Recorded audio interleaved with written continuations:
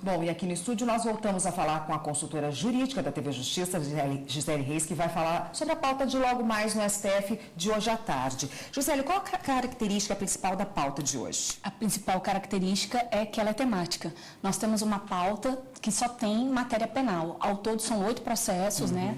A grande maioria são habeas corpus. Então, os ministros vão se dedicar nessa segunda parte, né, da sessão plenária de hoje, que se inicia às 14h30, para análise e julgamentos de questões envolvendo matéria penal. Eu poderia, inclusive, já mencionar que é um habeas corpus que trata sobre a competência para processar e julgar posse de entorpecentes, ou seja, posse de droga, em área sujeita à administração militar, por militar que está licenciado. Então, existe uma controvérsia aí se caberia à justiça militar, o julgamento desses ilícitos penais, ou à justiça penal comum, né?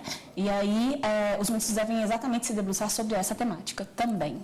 Um dos casos também envolve a validade de interceptações telefônicas, né? Do que se trata? É verdade. É também um habeas corpus e o que está em questionamento é exatamente a questão da prorrogação. Houve uma decisão do Supremo Tribunal Federal em um inquérito que na época tramitava aqui, atualmente já não tramita mais, porque não há mais o foro por prerrogativa de função que justificava que a tramitação desse inquérito policial perante o Supremo Tribunal Federal. No entanto, na época em que ele estava tramitando aqui, houve uma decisão, na época do ministro-presidente, no sentido de que as interceptações telefônicas que haviam sido determinadas num determinado caso, numa investigação específica, elas poderiam ser prorrogadas por um prazo de 40, não me recordo agora, mas superior a 40 dias.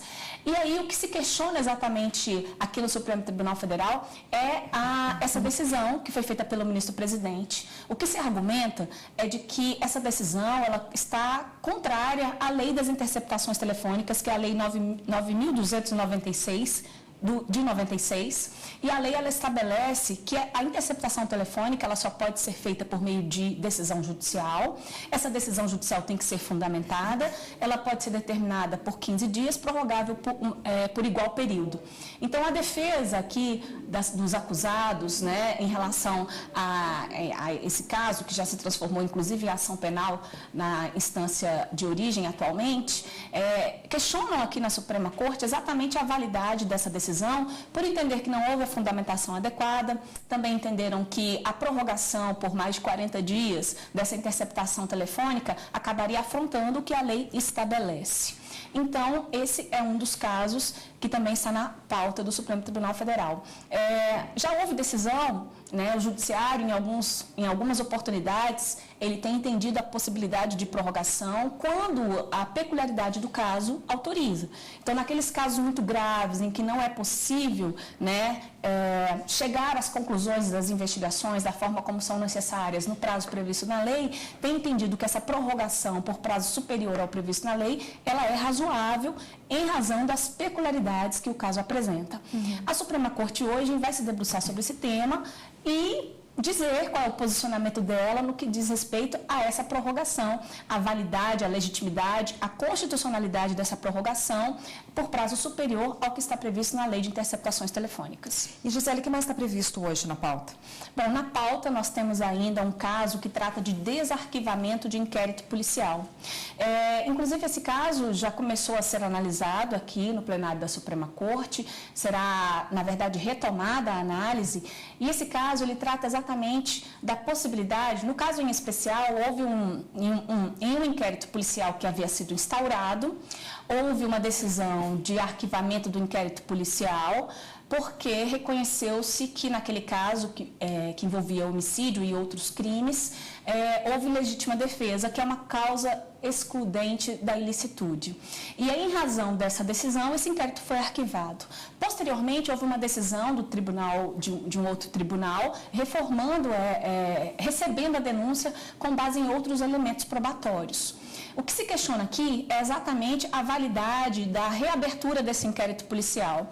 E por qual motivo, Érica? Existe um entendimento no sentido de que quando o inquérito policial ele tem características próprias, é um procedimento pré-processual e ele tem, o regramento todo está previsto no Código de Processo Penal, inclusive o arquivamento realmente só pode ser determinado por uma autoridade judicial. Mas tem um artigo no Código de Processo Penal, artigo 18, que estabelece que, se não tiver elementos ali para uma denúncia, esse inquérito policial que foi arquivado, se houver novas provas, ele poderá ser reaberto. Inclusive, existe súmula do Supremo Tribunal Federal também nesse sentido. A reabertura de inquérito policial, quando esse requerimento de arquivamento é feito pelo Ministério Público, poderá ser realizada a reabertura desde que haja novas provas.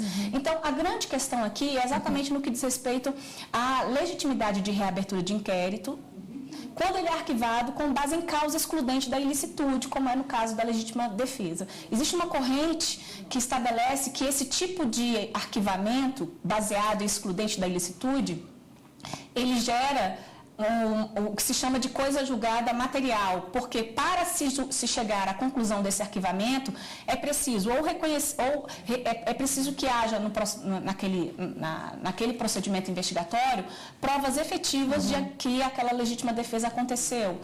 A situação semelhante também acontece quando se verifica que o crime não aconteceu e aí o inquérito é arquivado por atipicidade da conduta. Então, são situações que levariam ao arquivamento do inquérito e a parte da doutrina entende que nesses casos não poderia ser reaberto. Então, o Supremo vai discutir aqui qual é a natureza jurídica desse arquivamento. Se ele vai, na verdade, produzir o que se chama de coisa julgada material, ou seja, independentemente de qualquer outras provas, essa discussão não pode ser reaberta, ou se havendo novas provas, é possível ainda reabrir. Esse caso já começou a ser julgado, o ministro Ricardo Lewandowski entendeu que essa ordem deve ser parcialmente concedida no sentido de determinar, no sentido de reconhecer, né, o não recebimento da denúncia, mas possibilitar que novas provas sejam colhidas. O ministro Joaquim Barbosa, já aposentado, já votou, o ministro Marco Aurélio também. O entendimento desses ministros foi no sentido de que a reabertura do inquérito policial não pode acontecer, então eles votaram pela concessão integral da ordem e trancamento da ação penal. Tá ótimo, Gisele, obrigada pela participação por hoje. Amanhã a gente volta, né? Até amanhã. Até amanhã.